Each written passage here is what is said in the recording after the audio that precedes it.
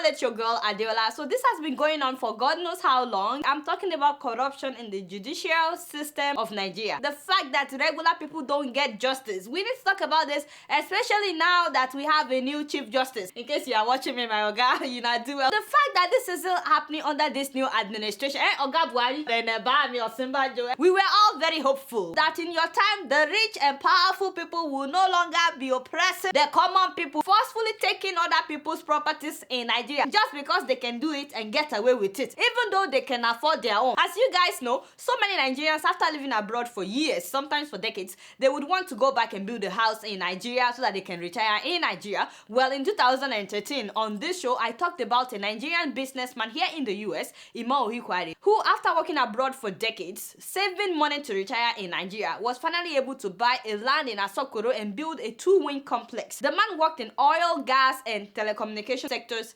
here in the US as well as in the UK. And he spent 1 billion naira, money that he had been saving for decades, that he's been working abroad. He spent that money to build a house in Nigeria where he can retire. But as soon as his family moved into the house, Alhaji Shehu Malami, that is the former Nigerian ambassador to South Africa, allegedly showed up and said that he owned the land on which the man built his house, and said he bought the land in 1984. And the man was like, he bought this land in 2006 from the former Minister of Transport, that is Alhaji Abibu Aliyu, and he produced all the necessary documents. Besides that, this man spent 3 years building his house in Asokoro. How come nobody showed up in the 3 years that he was constructing? Nobody showed up to claim the land, but they waited until he finished building his house, and then they came and they said, oh, Malami owned the house. Anyway, they took it to court, but guess who showed up in court? That is billionaire Emeka Ofo, a filthy rich Nigerian billionaire who made his money by taking huge contracts without delivering. During Abacha's time, Emeka Ofo was allegedly paid $100 million to maintain the Port Harcourt refinery. Of course, he did not do it, yet he pocketed the money. He also got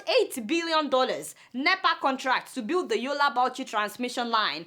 $8 billion, I'm not saying $million, $billion. That was part of the $16 billion that Obasanjo's government wasted on power. Remember, there was a time he donated $1 million to the Rotary Foundation for Polio Eradication. He can afford it. That's how rich he is. There was one time that he illegally took £700,000 to UK, and of course, UK deported him. In fact, he sued UK for deporting him. You guys remember that story? Anyway, that was the man that showed up in court when they started fighting over this house. Apparently, Emeka Ofo wanted the house. You know, there are two wings. Malami wanted one, Emeka Ofo wanted the other. Emeka allegedly partnered with Malami to get this man kicked out of his house. So Justice Umar at that time gave a verdict that this man should be kicked out of his house. And there are reports that Justice Umar was bribed.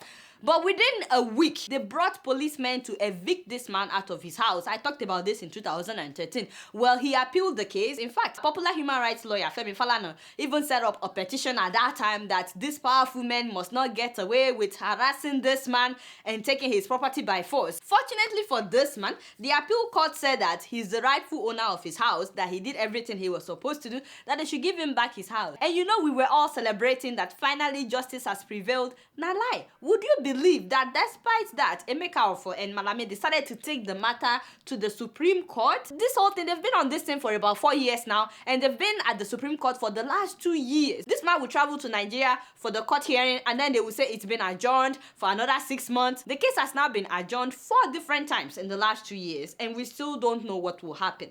In the meantime, Emeka Ofo is occupying one of the houses. I mean, the judiciary in Nigeria is heartbreaking. Some people may say, why are you talking about this? It doesn't concern me. I'm telling you, it could happen to anybody. And if such has happened to you, please share your story in the comments below. Maybe you tried to take a matter to court and justice did not prevail, because it's very, very common. It's very rampant in Nigeria. And you know, if you are living abroad and you are hoping to go to Nigeria to go and build your own house and live there, you know, Koido has been saving. He said he wants to build a duplex. I've been telling him, don't tell anybody when you move to Nigeria. Don't put pictures of it on Facebook. I'm not saying that this man did that. I'm just saying some people, they cannot keep quiet. So I've been telling him not to broadcast Shouts to everybody. Although I don't know how he will afford a duplex when me, his boss, cannot afford a duplex myself.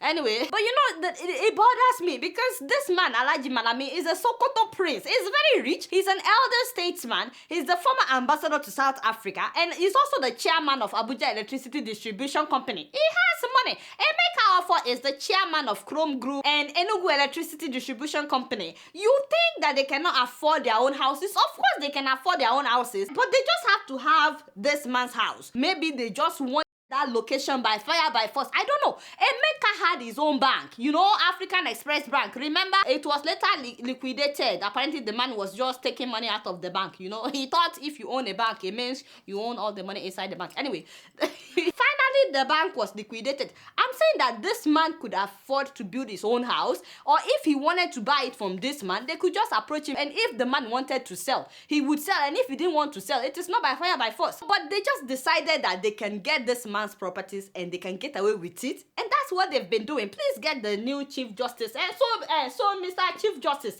you not do well. We were all rooting for you on this show. You know, me and Kolilo, we were saying that they must to make you the Chief Justice by fire by force. You know, because we are hoping that in your time, true justice would prevail in Nigeria. Maybe you can start by ensuring justice on this case. I heard that the Supreme Court will give a judgment soon, maybe at the end of this month. I don't know. Hopefully, they will not adjourn it again like they've been doing for so long. And by ensuring justice, I'm not just talking about making sure that people's houses are not forcefully taken away from them. No, it's not just about houses. Many people will ship things to Nigeria and custom officers will seize it from them and use it to extract money from them. Sometimes they will tell them to pay ridiculous amounts before they can be cleared. At the end of it, some people will just abandon their stuff. A few weeks ago, I talked about how they found 17 exotic vehicles at the home of the former customs boss. I mean, 17 vehicles. Those were vehicles of people that these officials liked. They really liked those vehicles, and they decided to seize them in order to use it to extract money from the owners by telling them to pay ridiculous amount as a custom fee. Sometimes some of these fees have no receipt, and you know, if you cannot pay the money, they would then tell you that they will auction the vehicle, and that is how they will give it to their friends. By the way, it's not just politicians that are taking advantage of the common people. I've been saying this for a long time. Nigerian soldiers must be checked. Please, is anybody watching me in the Nigerian government? You must to check our soldiers. They are doing whatever they want to. They think they can just do anything and get away with it. I'm sure you guys have seen pictures of the woman in Lagos. This woman that was brutalized by six uniformed soldiers, 6 men on one woman. Father, no, that is not correct. 6 men beating up one woman in broad daylight. Nigerian soldiers need to be completely reoriented. Why would you beat a civilian? Not to talk about beating a woman, and you call yourself a man. You have no shame. Lojuti. Any man that beats a woman is a coward. Benny. Apparently, a soldier slapped her brother and she protested. That was how they bounced on her. I guess they wanted to kill her. So if a soldier is beating your brother or your sister, you are not supposed to see anything. You're just supposed to be watching.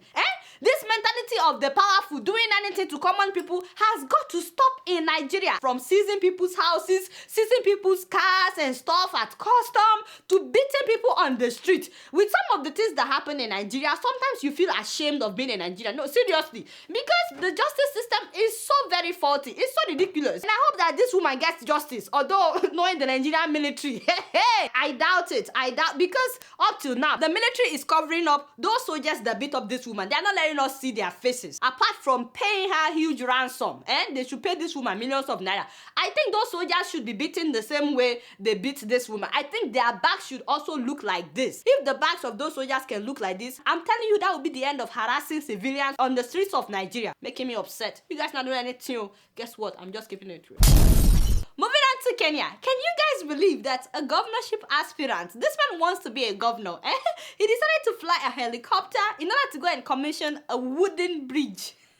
Oh my god, I'm so sorry. As in, heck no. And this man that we're talking about is an engineer. I'm talking about engineer Ephraim Maina.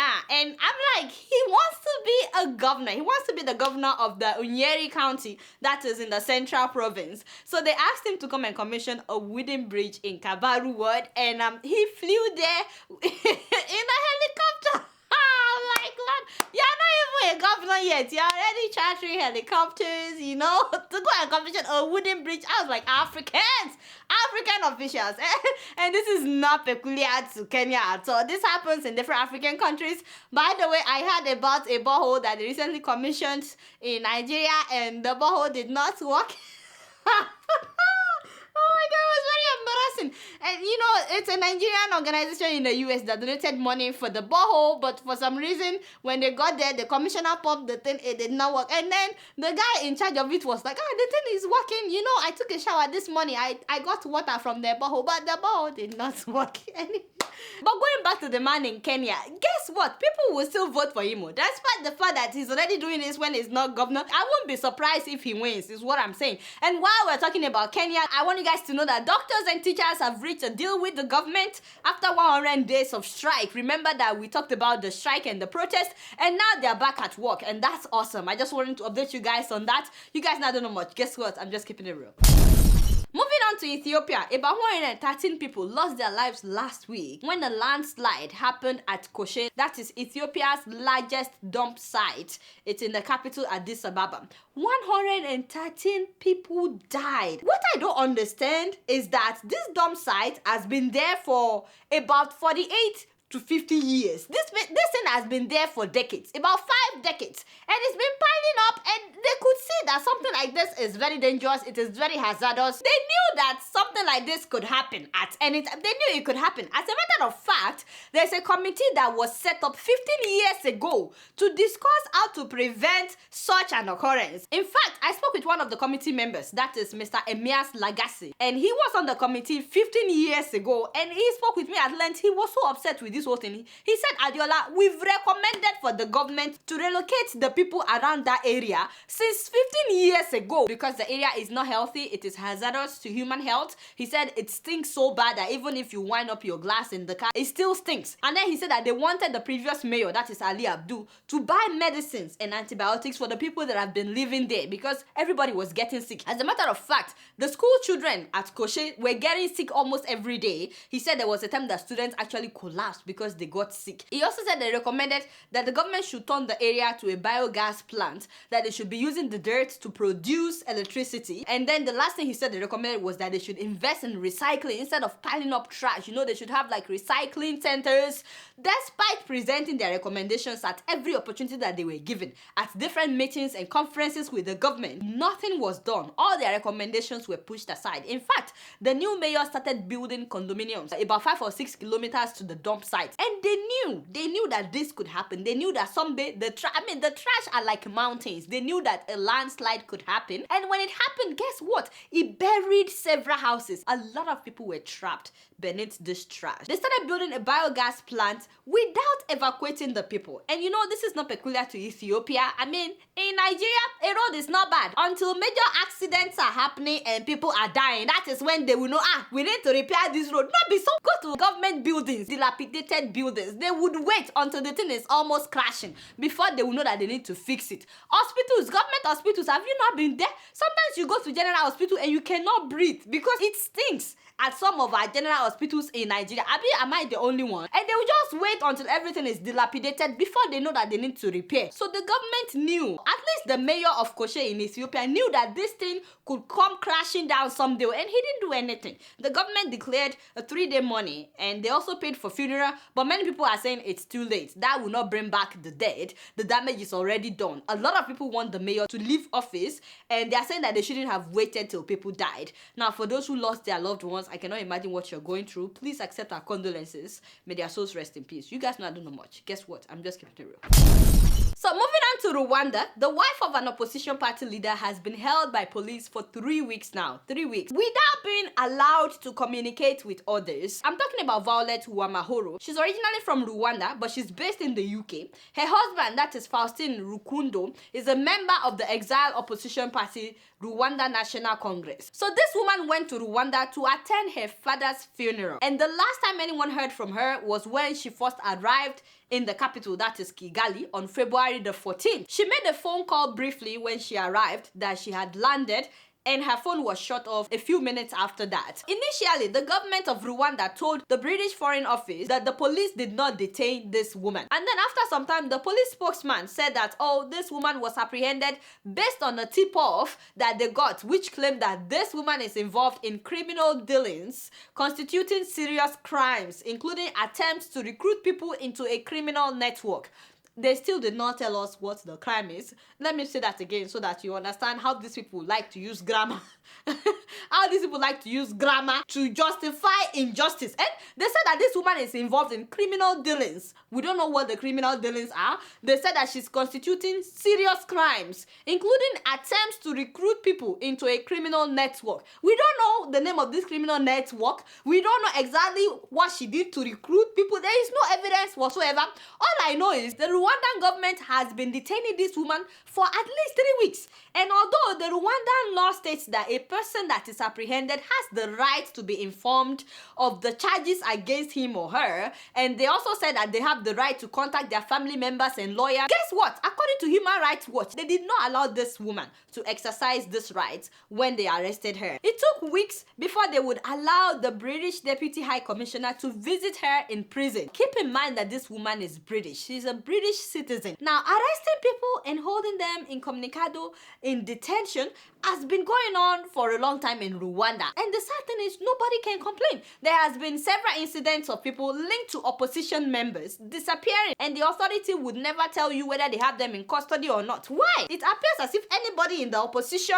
or anybody that does not like President Kagame must be arrested and called a terrorist. Why? Where is the democracy in Rwanda? You cannot publicly say anything bad about the president or be a member of the opposition in Rwanda. Bear in mind that Rwanda is an important ally of the UK and the United States, even till now. They are strong supporters of Rwanda in return for Rwanda to send their troops to conflict zones in Africa, you know, like Sudan, like South Sudan, and the Central African Republic. So the woman is still in custody, and it's just ridiculous because she went to bury her father, and all of a sudden we are hearing that she's involved in some criminal network, and we still don't know the name of the criminal network, and they are not releasing this woman. Meanwhile, there are so many people that believe that you are not supposed to say anything bad about the president of Rwanda because he's developing his country. I want to know what you guys think in the comments below. There's also the argument that he's allegedly taking resources from Congo to develop Rwanda. That is a topic for another day, but I want to know what you guys think. The man has been president for 17 years and he recently extended his right to rule till 2034. That means the people that were born the year he became president, they will grow up, go to university, they will get married and have their kids, and he will still be president. I'm just saying. So the fact that he's developing his country, does that mean they can just arrest people anyhow and detain people anyhow in Rwanda? Let me know what you guys think in the comments below. You guys don't know much. Guess what? I'm just keeping it real. Moving on to Equatorial Guinea. Did you guys see that video where a woman was beaten up in a police station?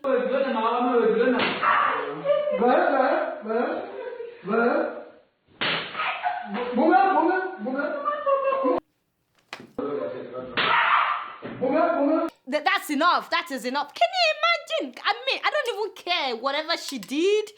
This is now what happens. Like, a policeman can now beat you as the punishment for whatever the offense is. And did you notice that they kept beating her on her buttocks? I think this policeman just wanted to harass this woman sexually because he kept targeting her buttocks. Yes, this is wrong. What a shame that this is happening. It's making me upset. You guys not doing anything. Guess what? I'm just keeping it real. So before I sign out, I can't believe I'm not able to raise $10,000 on this show. It's very sad. Very, very sad. I'm still trying to get food to the IDPs in Nigeria. Please, Daddy and Mommy.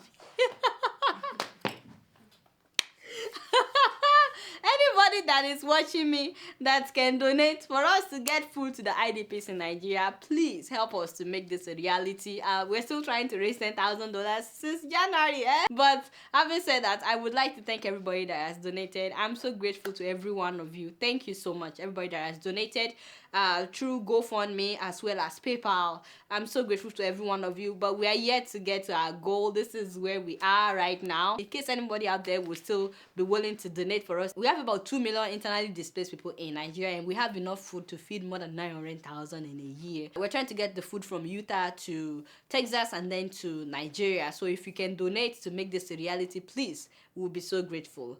All right, you guys not know much. Guess what? I'm just keeping it real. Growing up in Kenya, my sister and I were very close. But like any sisters, we fought a lot. She always got new clothes, and I always got hand-me-downs. Now she's putting her children through school in Kenya.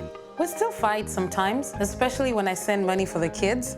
I tell her, buy some clothes for the younger one, and we both laugh. With nearly 500,000 locations, our app and online, this is moving money for better. Alright y'all, it's been real and I'm keeping it real right up in here. Don't forget to follow me on Facebook, Twitter and Instagram. Until next week, I'm gonna see y'all later. Peace out!